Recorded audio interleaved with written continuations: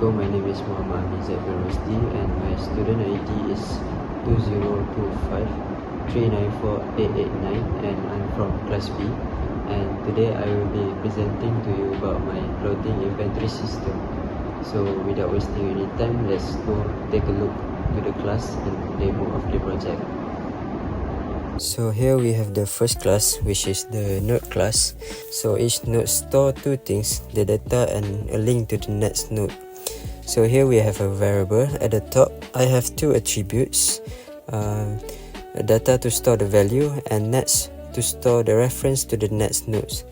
And then we have the default constructor and the normal constructor.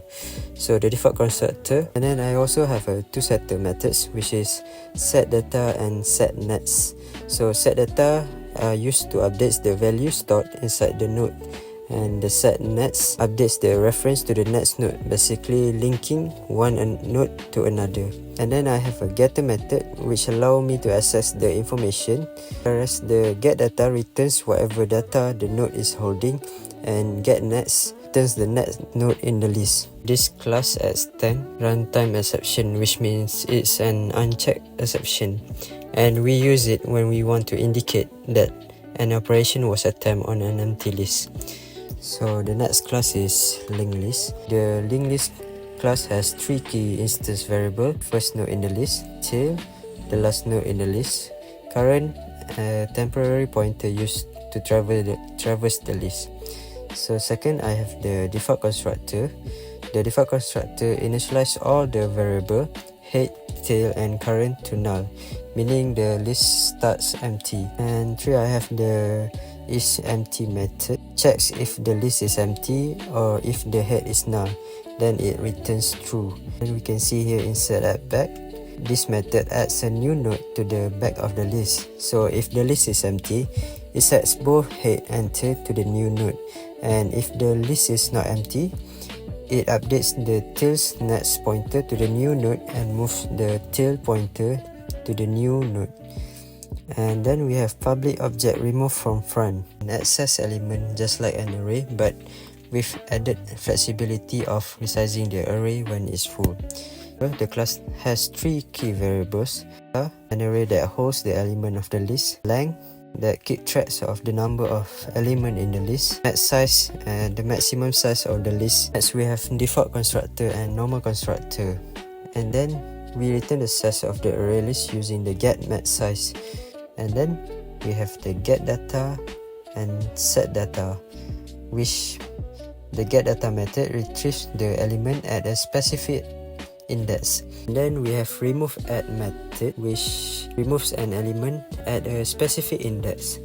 If the last element, it just reduces the length, otherwise it shifts the element to close the gap. And lastly, we have the print method that returns a string representation of the list, showing all the elements enclosed in parentheses and separated by commas. Now let's take a look at the array list exception class. The array list exception constructor accepts a string message which represents the error message. It then passes the message to the runtime exception constructor using super message. So now let's take a look into our inventory app class, which is AMV clothing class. This class represents a piece of clothing with attributes like its ID, name, category, size, price and stock. There are two constructors here.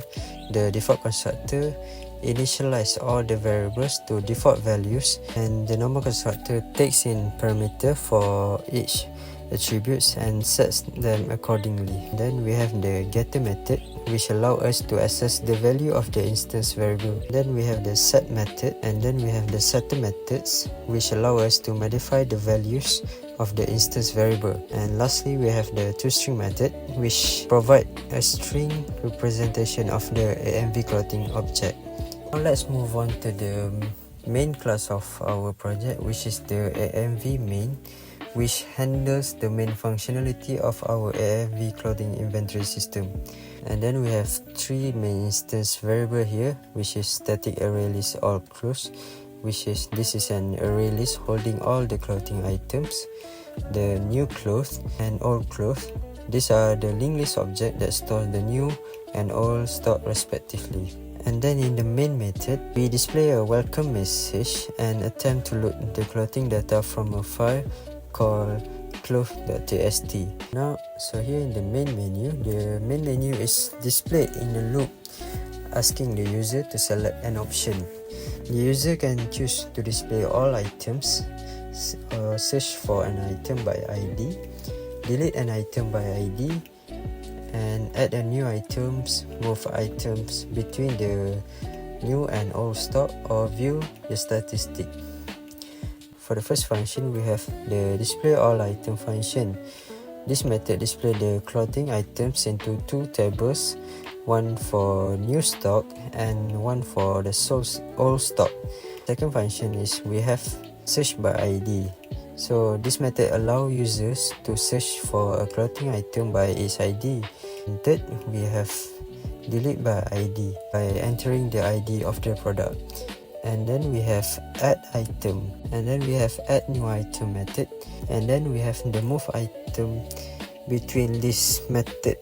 This copy item method allow user to move an item between the new and old stock list. And then we have the statistic method, which calculates and displays statistic on the clothing item.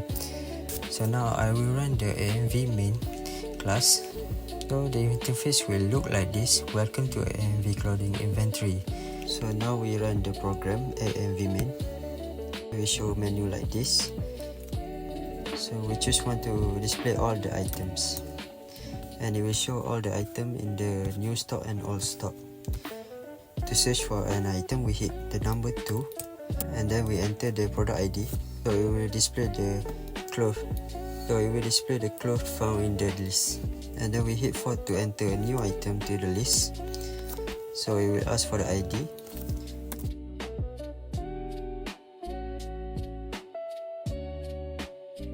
And to make sure the item is inserted to the list, we can check it by displaying all the items by clicking one, and we will see that the item is already in the new stock list. So the function works perfect. And now we perform number 5, which is move item. Now we enter the ID of the cloth that we want to transfer to the old, and now we check the item on the display.